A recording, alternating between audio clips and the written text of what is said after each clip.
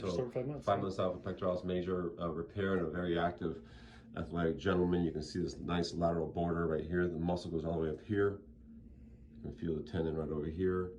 Nice mobile skin.